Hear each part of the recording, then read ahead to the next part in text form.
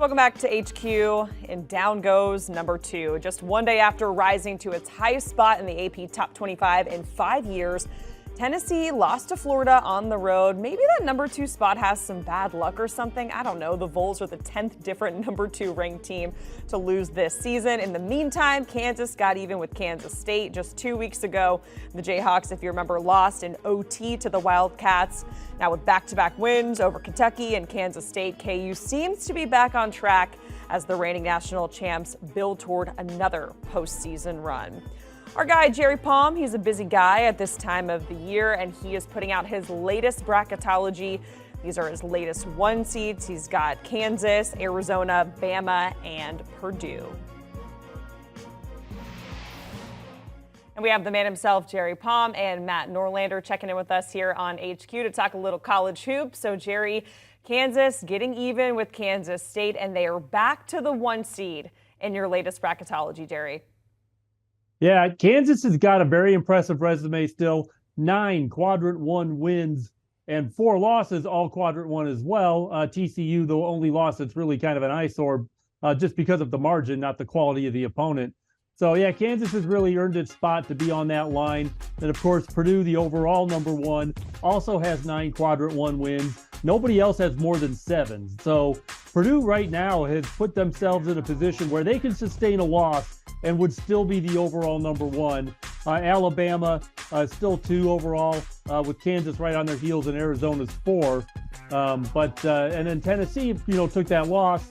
They were number 2 in the polls, but were a 2 seed last week. They are still a 2 seed this week as well. That loss did not knock them off the 2 line. Kansas is going to be intriguing because 3 of its next 4 games are on the road. The toughest one figures to be the Iowa State matchup that's coming on Saturday, and the Cyclones have been a little bit rocky as of late, but it's the top of the Big 12. You got a bunch of really good teams there. The thing to watch with Kansas moving forward is Jalen Wilson, and if he's going to really carry this team to yet another 1 seed. I mean, Bill Self, it's no surprise. They've got 13 combined Quad 1 and Quad 2 wins. Bill Self always makes sure that team is scheduled well in non-con, and then the Big 12 is just rated as a top 2 league like every year for a decade now. So they get so many of these opportunities. Jalen Wilson, though, he's averaging 21.3 points right now. That's the best average of any player under Bill Self since he's gotten to Kansas over the past 2 decades. Kind of a little bit surprising, right? There hasn't been one player that's ever been better on a per-game basis. We'll see if he can continue that. I would argue that Zach Edey, there's no argument. He's the front runner for National Player of the Year. But if you start the list after that, Jalen Wilson has been the best non-Edey player in the sport so far this season. Now, the other 1 seed in Jerry's bracketology, Alabama, and notes they've agreed to a contract extension that's going to keep him in charge of the Tide through 2029. Matt, what are your thoughts on the move?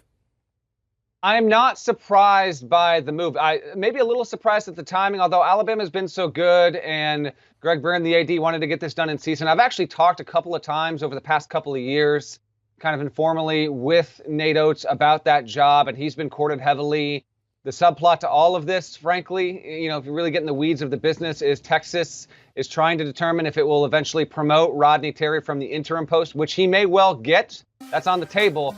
But a move like this, it really sends a message that Nate Oates is going to stay yet again at Alabama. He has turned down other overtures in recent years. He is now one of the highest paid coaches in the sport there and has put Alabama in a place of national relevance that it has seldom, if never, been before. The Tide are among the most entertaining teams in the country. They had a very uplifting bounce-back game earlier this week when they eviscerated Vanderbilt following a little bit of a quirky blowout road loss against Oklahoma last weekend. So the Tide have their guy. Never say never. Like, it's the contract through the end of the decade, in 2-3 years, depending on the buyout number, which has also been a big factor.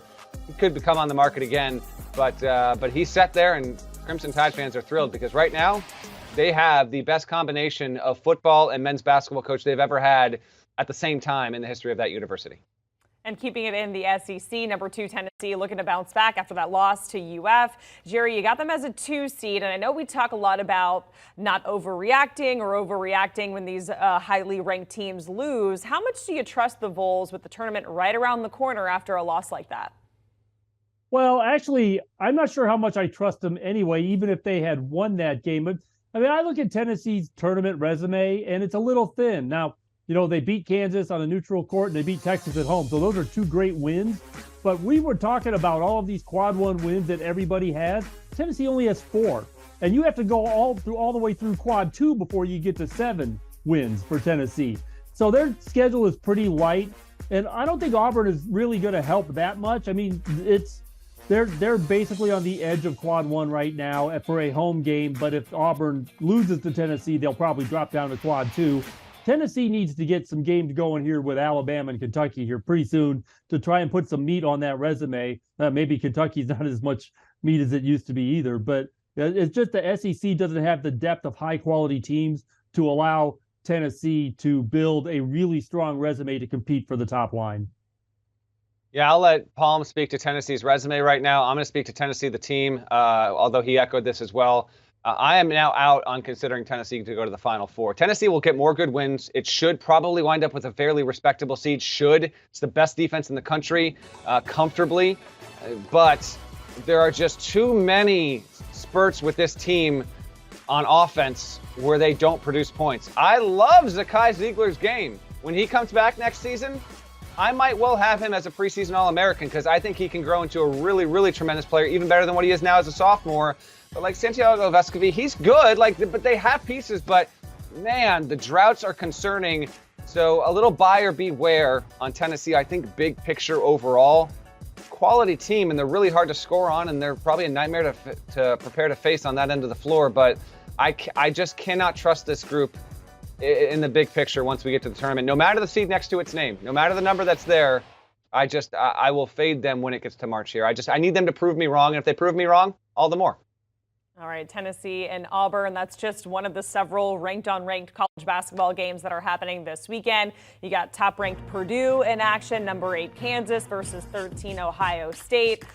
Jerry, I'm going to start with you. Who out of this crew here has the biggest opportunity to improve? Well, I don't usually pay attention to the polls because they're not really part of the selection and bracketing process. So when I looked this morning, I saw Auburn at number 25, and I thought, how is that even possible? I've got them as a 10 seed in the bracket. That's closer to 40 than 25 because they haven't played anybody this season that is better than 8 seed USC in my bracket. So nobody in the top 30 has appeared on Auburn's schedule yet. They have the best chance to improve because they're finally getting to play somebody where they can really make a statement about the quality of this team, and they need to do that because until they get some higher quality wins, Auburn is a middle of the bracket team at best. And Matt, sorry, Matt, go ahead. No, it's all good. It's all good, Jacqueline. How was that? I didn't know you were going to tee me up. I'm ready. I'm just so excited for this game because it is an awesome weekend. And our Friday pod, Eye on College Basketball, has a humongous preview section. So get on it if you have not already. So we lead with Gonzaga St. Mary's on our Friday show there because I just think this is the best matchup. St. Mary's is super intriguing because you see here, Palm has them on the 6 line. From a metric standpoint, St. Mary's, in multiple predictive metrics, rates as a top 10 team in the country, top 10. But as GP and I, Gary Parrish and I talked about on our Friday show, nobody believes that St. Mary's is a top 10 team right now. It needs to win at home against a Gonzaga team that is good but not great. You do that, you do it convincingly, then we can have a real conversation about Randy Bennett, who just picked up his 500th career victory. You do that, and then St. Mary's is really going to start catching a lot of people's attention there. But keep in mind, Drew Timme, he just cracked the 2,000-point career mark on Thursday night. He's going to be going up against a formidable front court. This is an awesome one. 10:30 Eastern, Saturday night, standalone game. WCC, obviously these are longtime foils, longtime rivals in a weekend where you've got Purdue at Indiana and you've got Duke, North Carolina, and you've got the bizarre subplot between Illinois and Iowa and Illinois' fan base trying to pull one over a fast one and losing. There's a lot of great games and stories this week. I just think that Gonzaga St. Mary's is the most compelling matchup we have on Saturday. Yeah, Matt, you were fired up over Gonzaga St. Mary's. We love to see it. Okay, Texas Tech getting a crack at number 11 Baylor. Texas Tech coming off that crazy 23-point comeback win over Iowa State, the school's largest comeback ever. Meanwhile, Baylor looking for a season sweep here. What do you think we're going to see from these two teams? Jerry, we'll start with you.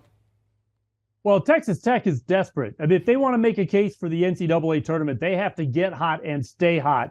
They're the only team in the Big 12 right now that's a quad 2 team when most teams play them. So they need to pile up some good wins. They need to get a better record. When you get in a league this good, somebody has to suffer. And right now, Texas Tech is the team that's suffering. The good news is every time you take the floor, you have a chance to make a statement and to improve your chances of making the NCAA tournament. Did you see that graphic? Texas Tech is 1-10 in the top 2 quadrants. That is gross. And it has not been a good situation down there for the majority of the season in Lubbock. This is a huge ask. Saturday game, 1 o'clock, CBS. A national audience will be treated to a Baylor team that is only turning the ball over 8 times per game on average in its past 5 games.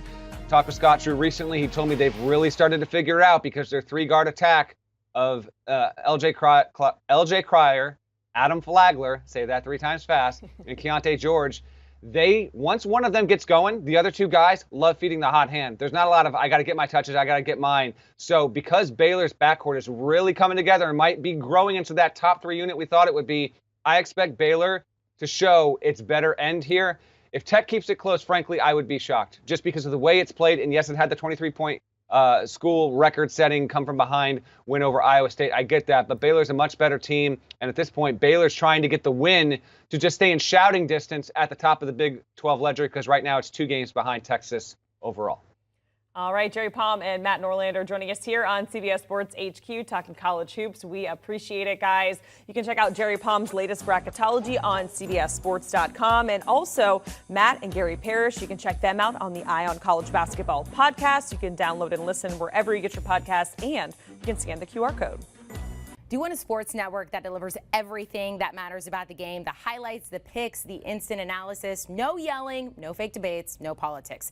Hit the subscribe button and never miss a moment.